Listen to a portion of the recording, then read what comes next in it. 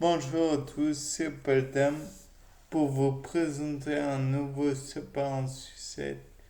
Et dans le précédent numéro, je crois que c'était le 348, où je vous avais parlé de la possibilité de bactéries de faire un genre de mouvement avec leurs flagelles pour amener vers elles des molécules ou que sais-je encore, de faire un effet éventuel. Bon, là, dans le cas présent, j'ai envie de passer à un niveau supérieur. Je pense que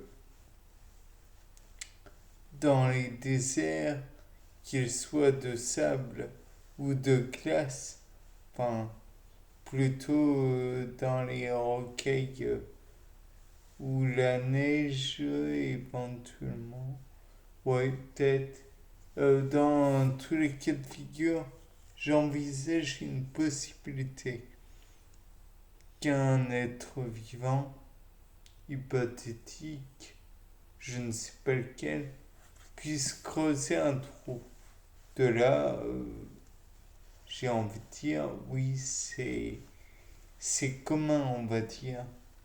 Mais que ce trou permette de faire s'affaisser, s'effondrer les bordures, les recoins, oui, enfin les bordures, afin que d'éventuelles proies puissent tomber elles aussi dans le trou et que finalement elles ne puissent pas remonter sous peine de voir s'effondrer sur elles, d'autant plus de matière. Dans le cas présent, j'imagine que c'est ce que l'on appelle des fluides granulaires, donc de la matière solide qui se comporte comme des fluides dans beaucoup de cas. Ou alors c'est peut-être des fluides non newtoniens, je ne sais pas, puisque si on y réfléchit, plus la gravité va faire que le liquide descend toujours jusqu'à temps qu'il rencontre un arrêt, un stop, un obstacle.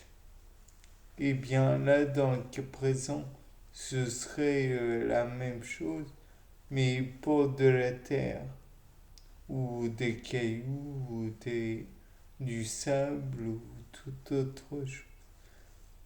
Donc en somme, le fluide serait le solide et qui serait sous forme granulaire puisque sous forme solide.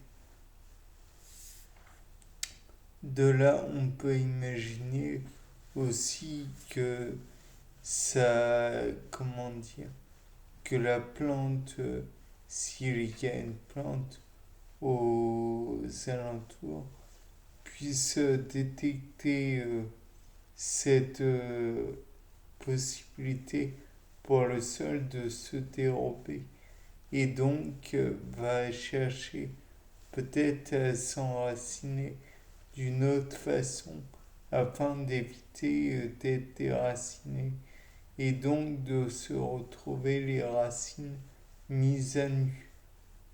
Bien sûr, il y a aussi le fait que peut-être les graines vont, enfin, la plante qui aura donné les graines va ressentir le fait que le sol est instable. Donc va faire que la graine sera envoyée ailleurs ou alors peut-être que la plante en elle-même va donner des facteurs d'enracinement plus profonds. Bon, c'est un petit peu de la science-fiction. Mais bon, sinon, il y a toujours la possibilité que des animaux viennent en, comment dire, fassent un genre de symbiose avec la plante, de telle façon à ce que l'animal euh, puisse enraciner au plus profond la graine de la plante et que celle-ci euh, pousse et qu'en échange, l'animal puisse, par exemple, consommer de la sève de cette plante. Nous avions parlé précédemment, il y a fort longtemps, de la possibilité que des graines qui ont été stockées par des fourmis puissent germer.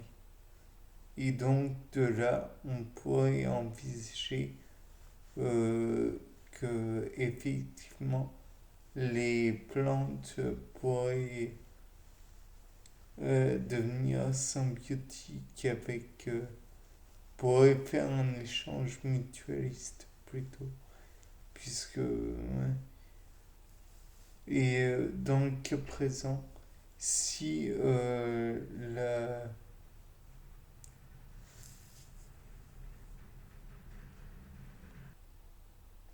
si la plante vient à avoir des réserves grâce aux êtres vivants à proximité d'elle, peut-être pourrait-elle même arriver à des niveaux de maturation qui pourraient excéder ses pairs. Après, il y a aussi la possibilité que l'individu en question soit planté à proximité de d'autres graines qui elles aussi pourraient jouer un peu le rôle d'antagoniste, empêcher le bon développement de la plante. Et dans tous les cas de figure, il pourrait y avoir aussi le fait que la graine ne soit pas plantée, entre guillemets, dans un milieu permettant son bon développement. Peut-être va-t-elle rencontrer des sols trop difficiles à perforer pour ses racines ou trop arides, l'empêchant ainsi de se développer correctement et de remettre en fonction le fameux cycle cellulaire grâce à l'eau qui pourrait être apportée à l'individu qui est desséché, à savoir la graine. Bien, c'était Paul Dame pour vous présenter un autre sapin en sucette. Au revoir.